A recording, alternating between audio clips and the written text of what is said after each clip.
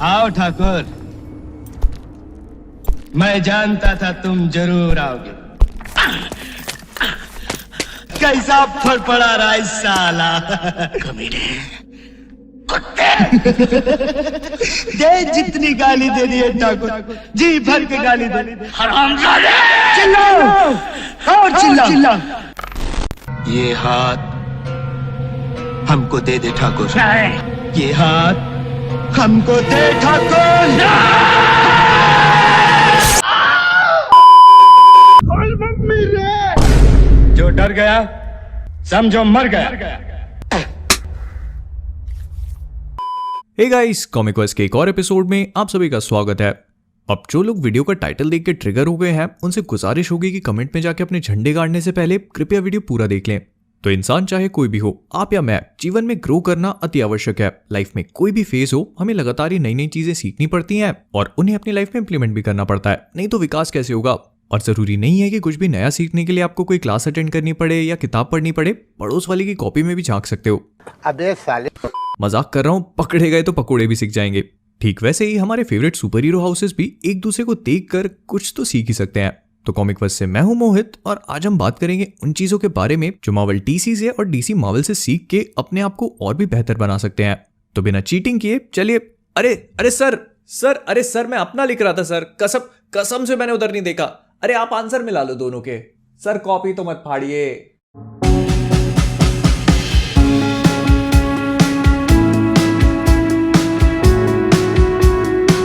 तो सबसे पहला पॉइंट आता है मूवीज की टोन का, और ये वाला बहुत ही ज्यादा ऑब्वियस भी है। I mean, दोनों ही स्टूडियोज की टोन एक दूसरे से बहुत अलग रही है। जहाँ पे मार्वल एक तरफ थोड़ी ब्राइट और वाइब्रेंट मूवीज बनाते हैं, वहीं पे डीसी मूवीज की टोन थोड़ी डार्क और अंधेरे से भरी रहती है। बट रिसेंटली इन दोनों ने अपनी मूवी टोन्स के साथ लिबर्टीज लेना स्टार्ट करी, क्योंकि डीसी की शज़ाम और एक्वामैन बैटमैन वर्सेस सुपरमैन और मैन ऑफ स्टील के कंपैरिजन में बहुत ब्राइट थी और इनकी टोन भी काफी लाइट रही। वहीं पे मार्वल की एवेंजर्स एंड गेम उनके ट्रेडिशनल मूवीज के कंपैरिजन में काफी ज्यादा डार्क फील हुई।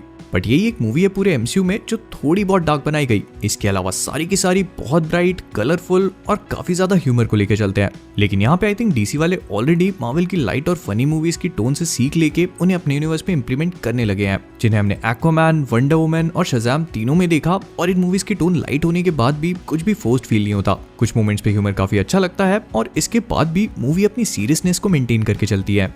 लेकिन वहीं दूसरी तरफ अगर देखा जाए तो मैट रीव्स वाली बैटमैन अपनी डार्क टोन को एम्ब्रेस कर रही है, जो आई थिंक कि बैटमैन के कैरेक्टर के लिए एकदम परफेक्ट होगा। तो आई थिंक कि यहाँ पर मार्वल वालों को डीसी से थोड़ी सी सीख लेकर अपनी मूवीज की टोन के साथ एक्सपेरिमेंट करना चाहिए। और इस मामले में अगर मुझे किसी भी चीज को क्रेडिट देना होगा तो मैं मार्वल वालों की नेटफ्लिक्स सीरीज को दूंगा।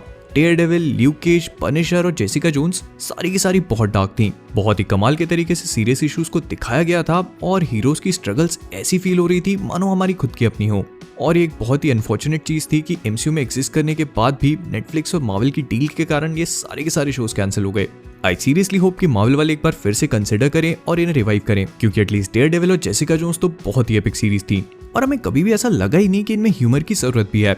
फिर इसके बाद नेक्स्ट पॉइंट है कैरेक्टर्स को एस्टैब्लिश करने का। तो इस पूरे कैरेक्टर एस्टैब्लिशमेंट वाले फंडे को मार्वल वालों ने जितना अच्छे से हैंडल किया है कोई और कर ही नहीं सकता। आई मीन, कैप्टन अमेरिका का नाम लेते ही एक देशभक्त और कभी ना गिव अप करने वाले सुपर हीरो की इमेज आएगी आपके दिमाग में, या फिर स्टार लॉर्ड के नाम पे शायद नल घूमते दिखे। लेकिन वहीं पे डीसी वाले अपने कैरेक्टर्स को सही तरीके से एस्टैब्लिश नहीं कर पाए।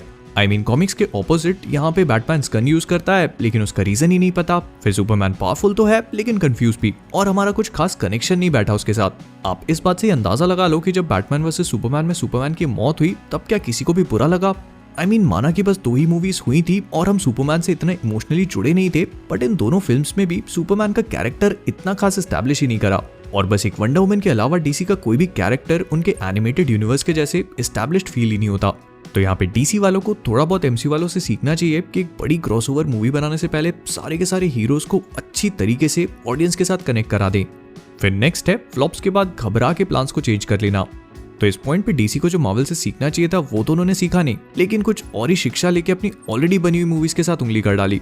आज Marvel iron man, captain America, Thor, Hulk इनकी बदौलत एक बहुत ही बड़ी जगह पे पहुंच चुका है। लेकिन लोग भूल जाते हैं कि इन्हीं सुपर हीरोज की इनिशियल सोलो मूवीज भी कुछ खास कमाल की नहीं थी, जैसे captain America the first Avenger, Thor 1, Thor 2, in fact the incredible Hulk भी मूवीज भले ही ठीक ठाक हो और माना आप में से कुछ को बहुत पसंद भी आई हो, लेकिन उस टाइम पे ये चली नहीं थी। बट क्या मार्वल वालों ने अपने प्लान्स छोड़ दिए या इन एक्टर्स को चेंज किया? नहीं, उन्होंने इन्हीं एक्टर्स के साथ एक बड़ा यूनिवर्स क्रिएट किया और प्रोबेबली उन्होंने खुद ही नहीं सोचा होगा कि उनके स्टार्स की इतनी बड़ी फैन फॉलोइंग बन जाएगी आज। लेकिन वहीं दूसरी तरफ डीसी वालों ने अपने एक्टर्स को बैक करने के बजाय उन्हें गायब करना स्टार्ट कर दिया। फॉर एग्जाम्पल, हेनरी कैविल अपने सुपरमैन के रोल में एकदम परफेक्ट थे, तो उनको मैन ऑफ स्टील 2 देने के बजाय उनके फ्यूचर प्लान्स पे सवाल खड़े कर दिए।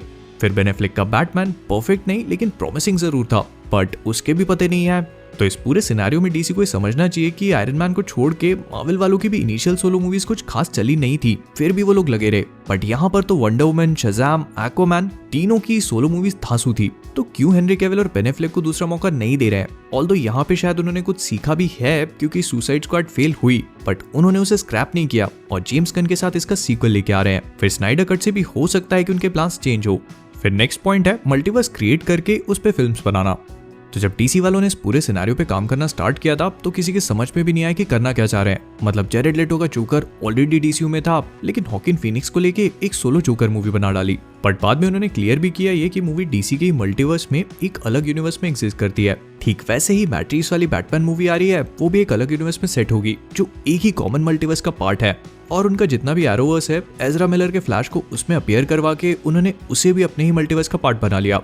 तो मार्वल वाले भी ऐसा कुछ कर सकते हैं, जरूरी नहीं है कि हर मूवी एमसीयू में ही सेट हो। Iron man, captain America, Thor, इनके भी अलग अलग वर्जन्स क्रिएट करने चाहिए जो इनकी ट्रेडिशनल सुपर हीरो स्टोरी से हटके कुछ अलग दिखाएं, बट उन्हें प्ले करने वाले एक्टर्स भी डिफरेंट हो और उनके एक्शंस का एमसीयू की कैनन पर कोई खास असर भी ना पड़े। फिर नेक्स्ट पॉइंट है अपने सुपर हीरोज को यूटिलाइज करने का।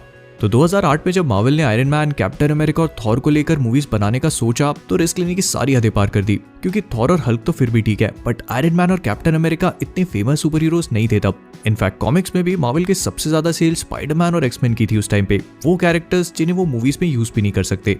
तो उस टाइम पे मार्वल के पास जो कुछ भी था उन्हीं को लेकर उन्होंने गजब का एम्पायर खड़ा कर लिया आज। और न केवल इन सुपर हीरोज को दुनिया भर में हर कोई जानता है, बल्कि इनके कारण मार्वल की कॉमिक सेल्स भी बूस्ट हो गई।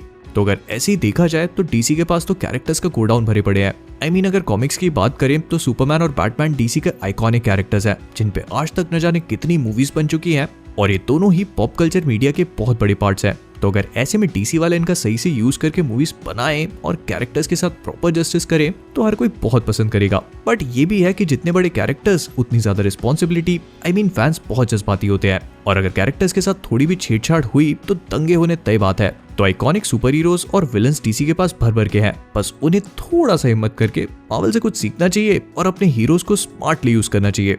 तो कुल मिला के बात बस इतनी सी है कि कंपटीशन एक अच्छी चीज है, बस हेल्दी हो और दोनों ही पार्टी लगातार एक दूसरे को चैलेंज करें, एक दूसरे से सीखें, अपनी गलतियों में सुधार करें। बट जो भी हो, इसमें हम लोग मतलब ऑडियंस का तो फायदा ही फायदा है, क्योंकि धांसू हीरोज, लेजेंडरी एक्शन सीक्वेंसेस और एपिक स्टोरी लाइन जब एक के बाद एक मूवीज में देखने को मिलेंगी तो किसे मजा नहीं आएगा। फिर चाहे मूवी मार्वल की हो या डीसी की, किसे फर्क पड़ता है, पैसा वसूल होना चाहिए बस। और ऐसे ही क्यों मार्वल वर्सेस डीसी करना टॉक्सिक है, इस पे मैंने एक वीडियो बनाया है, नहीं देखा तो लिंक ऊपर है, जाके देख लेना। तो विद दैट बीइंग सेड, हम लोग इस वीडियो को यहीं पे रैप अप करेंगे। अगर वीडियो पसंद आया हो तो प्लीज इसे लाइक और शेयर करना मत भूलिएगा। फिर अगर कॉमिक वर्स पे नए हैं तो आप भी 3 लाख लोगों से कुछ सीखिए जिन्होंने इस बटन को ग्रे बना रखा है, और आप भी इसे रेड से ग्रे बना दीजिए। फिर आप मुझे फेसबुक, इंस्टाग्राम और मेरे दूसरे चैनल पे भी फॉलो कर सकते हैं, जहां पे अगर फॉलो नहीं किया है तो लिंक डिस्क्रिप्शन में है, जाके कर लीजिए। और अगर कॉमिक वर्स का क्लोथिंग ब्रांड नहीं देखा है तो thecomicverse.com पे जाइए और उसे भी एक बार चेकआउट कर लीजिए। डिस्काउंट के लिए मोहित वर्स कूपन कोड यूज करना मत भूलना। आज की हमारी मूवी रिकमेंडेशंस है ओशंस 11 और सीरीज है मनी हाइस्ट। तो जाने से पहले कॉमिक वर्स से मैं हूं मोहित, और आप सभी लोग stay safe, stay inside, and as always keep being awesome.